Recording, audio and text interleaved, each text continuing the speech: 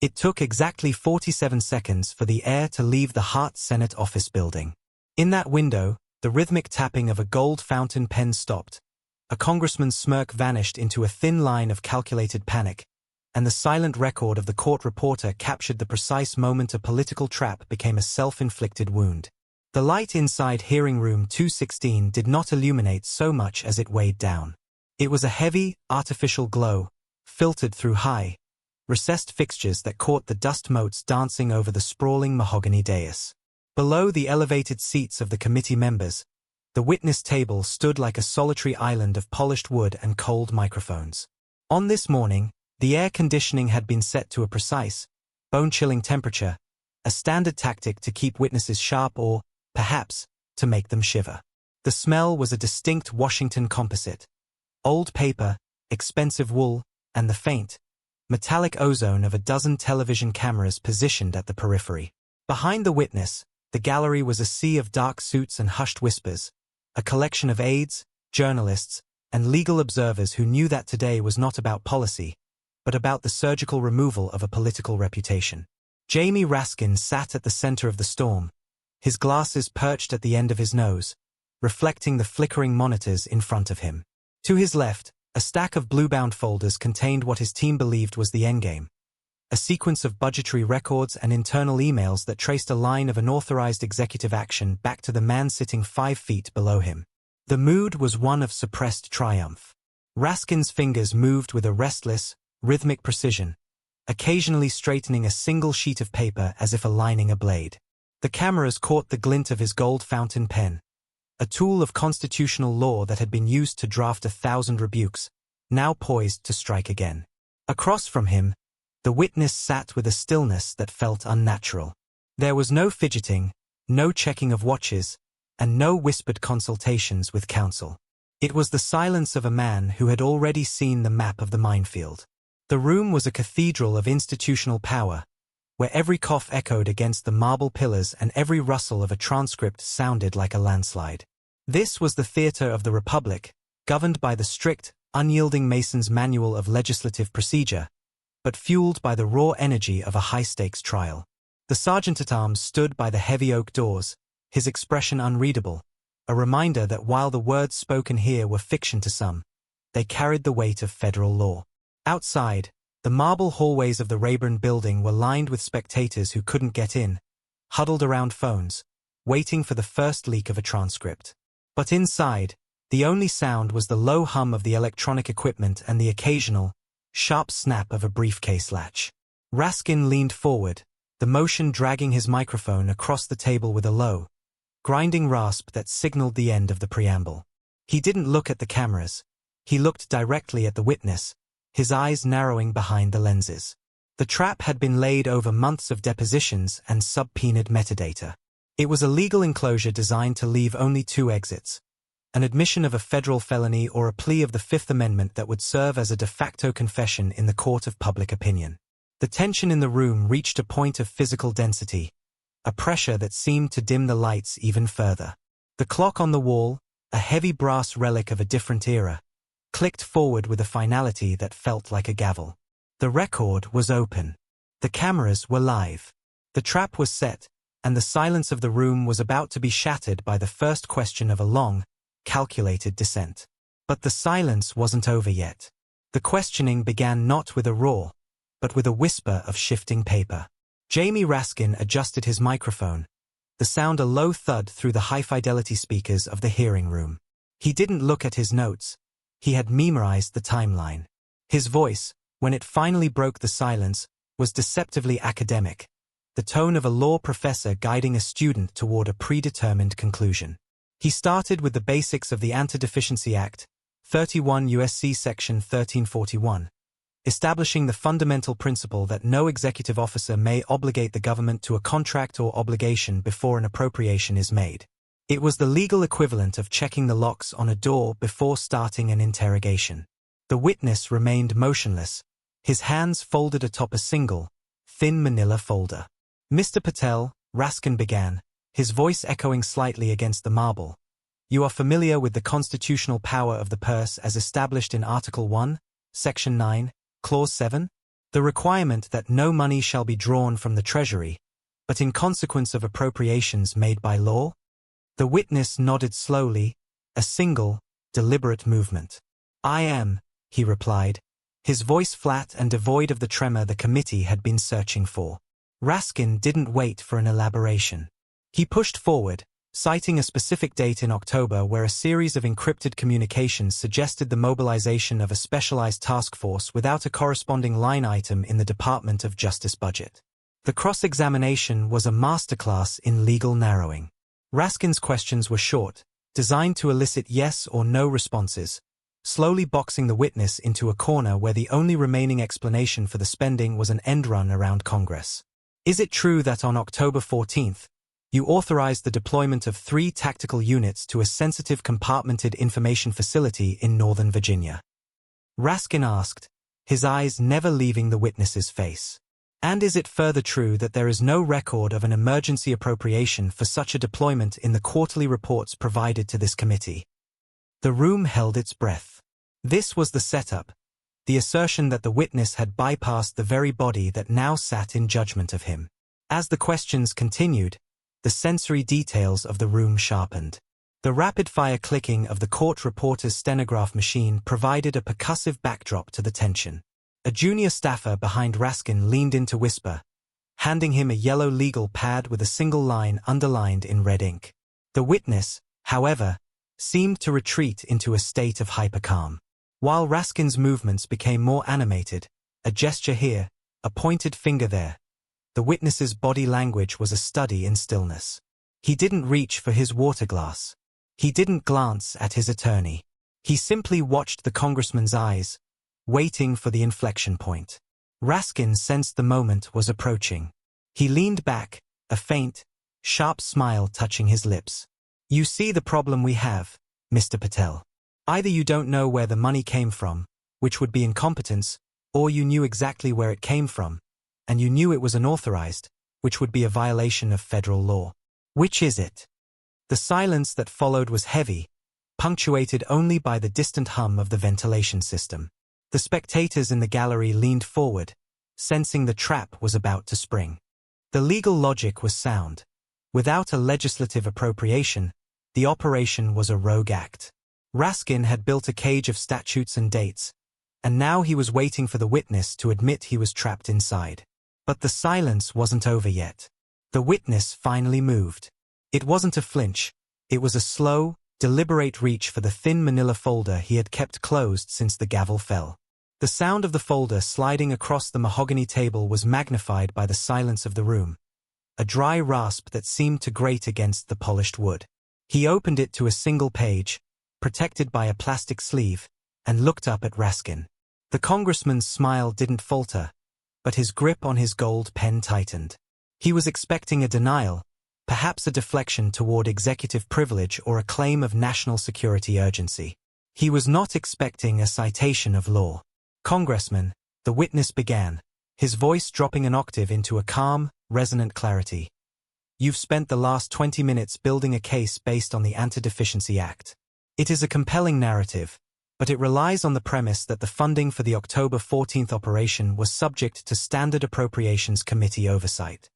He paused, looking at the stenographer to ensure every syllable was captured. I would direct your attention to the National Security Act of 1947, specifically 50 U.S.C. Section 3024, and the subsequent amendments found within the Intelligence Authorization Act for fiscal year 2023. Under Section 504, the executive branch maintains the authority to reprogram funds from the Contingency Reserve Fund for activities deemed essential to the protection of constitutional order, provided the Gang of Eight is notified within a 48-hour window. The air in the room shifted. Raskin's eyebrows shot up, his legal mind quickly processing the pivot. Section 504. Raskin countered, his voice sharp. That section requires a formal finding of extraordinary circumstances. Are you suggesting that a domestic SCIF deployment constitutes a national security emergency under FISA 702 or the broader Appropriations Act? Because if you are admitting to the warrantless surveillance of American citizens on sovereign soil, a violation of the Fourth Amendment that no contingency fund can wash away. Raskin leaned in, sensing a different kind of blood. He thought the witness had just traded a financial crime for a civil liberties disaster. Not a suggestion, Congressman. A fact, the witness replied. He pulled a second document from the folder, a memo with a heavy red border and a series of redacted headers. The deployment was not an act of surveillance. It was an act of preservation.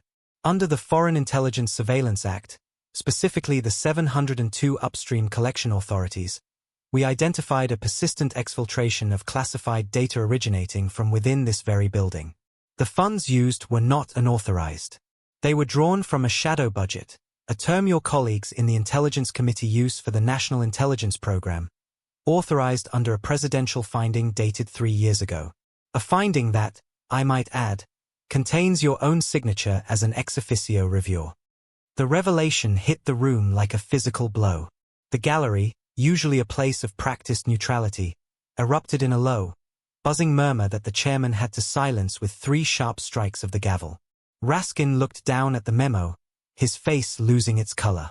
The trap had been built on the idea that the witness was a rogue actor operating in the dark. Instead, the witness had just produced a flashlight, pointing it directly back at the committee. He wasn't just claiming the money was legal. He was claiming the very people questioning him had already given him the keys to the vault. The legal tension had transcended a simple budget dispute. It had entered the realm of systemic, institutional complicity. Raskin began to scramble through his blue folders, his movements frantic for the first time. He was looking for the signature, looking for the date, looking for the loophole that would invalidate the document. The witness just sat there, his hands once again folded, watching the frantic search with the detached interest of a chess player who had already called checkmate 4 moves ago. The statutory logic was closing in on the committee members themselves. If the spending was legal because they had authorized it, then their entire line of questioning was a performance of ignorance. But the silence wasn't over yet. The 47 seconds didn't start with a word. They started with a breath.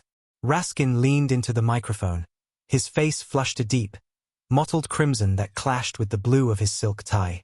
He clutched a copy of the memorandum, the one the witness claimed bore his signature, and for the first time in his career, the constitutional scholar found himself stuttering. He attempted to cite the Due Process Clause of the Fifth Amendment, arguing that no secret finding could override the public's right to transparent governance, but the logic frayed as it left his lips.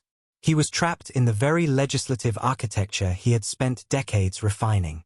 This document, Raskin stammered, his hand trembling so violently that the paper rattled against the microphone, creating a rhythmic, percussive sound that filled the silent room. This is a gross misinterpretation of Section 504. You are claiming that a shadow budget allows for the suspension of Article 1 oversight? That is a legal fantasy. It is an affront to the very idea of a republic. He looked to his right, seeking a lifeline from his fellow committee members, but they were staring at their own laps, avoiding the gaze of the cameras. The witness didn't blink. He simply looked at the clock. At the 20-second mark, the witness leaned forward, his voice a cold scalpel cutting through Raskin's frantic protest. Congressman, it isn't a fantasy. It is the law you voted for. Specifically, the Special Access Program protocols under the National Defense Authorization Act. You didn't just authorize the money, you authorized the silence that surrounds it. By claiming ignorance now, you aren't just violating the good faith clause of administrative law. You are admitting that you have lost control of the very instruments of power you pretend to oversee. The breakdown was visual and visceral. Raskin tried to retort, his mouth opening and closing like a landed fish, but no sound came out. He reached for his water glass, but his coordination failed him, and the glass tipped, spilling a dark Rorschach blot across the confidential folders on his desk. The 47 seconds reached their zenith as Raskin sat back, his shoulders slumped, the gold fountain pen slipping from his fingers and rolling across the mahogany until it fell onto the carpet with a dull thud. He had been exposed not as a guardian of the Constitution, but as an unwitting architect of the very shadow government he sought to dismantle. The fatal nature of this failure was immediate. In those 47 seconds, the legal argument for congressional oversight had been decapitated. By failing to recognize his own authorization of the shadow budget, Raskin had effectively invalidated the committee's standing to sue for discovery. Under the doctrine of legislative estoppel, the committee could not claim a violation of law for an action they had fundamentally sanctioned in a classified setting. The hearing wasn't just over. The authority of the body itself was hemorrhaging.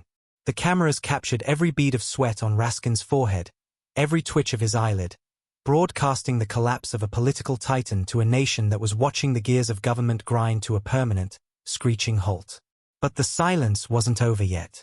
By the time the chairman's gavel finally fell to signal a recess, the digital world had already torn the footage into 1,000 jagged pieces. Within minutes, the 47-second clip of Raskin's stunned silence was looping on every major news network, stripped of its complex legal nuance and reduced to a singular image of institutional defeat. The visual of the spilled water seeping into the confidential folders became the defining metaphor for a government that had lost its grip. On CNN, legal analysts sat in stunned silence before one finally whispered, "Constitutional scholars will call this the most devastating Senate takedown since Watergate. But this is worse. In Watergate, the system worked. Here, the system just confessed to its own redundancy." The media reaction was a tidal wave of redirected scrutiny. While some outlets focused on the trap, the more serious journals of record began diving into the statutes cited by the witness. The Wall Street Journal ran a lead editorial titled "The Silence of the Overseers," arguing that the failure wasn't just Raskin's, but a systemic rot where the legislative branch had signed away its soul for the sake of security. On social media, the hashtag #47seconds trended globally, not as a political rallying cry, but as a cultural realization. For 47 seconds, America watched competence collapse, and the resulting vacuum was filled with a chilling, bipartisan realization. The people in the room were no longer the ones in charge. The institutional consequences moved even faster than the news cycle. By mid-afternoon, the Department of Justice issued a terse, one-sentence statement declining to comment on matters involving classified authorizations, effectively shielding the witness from any further congressional interference. The FBI's liaison to Capitol Hill was seen leaving the Rayburn building through a side exit, refusing to answer whether the Bureau would now investigate the exfiltration the witness had mentioned. The power dynamic in Washington had flipped on its axis. The investigators were now the investigated. Every member of the committee who had signed off on the shadow budget found themselves under the microscope of their own constituents, forced to explain how they could trap a man for following their own secret orders. In the hallways of the Longworth building, the air felt different, thinner, colder.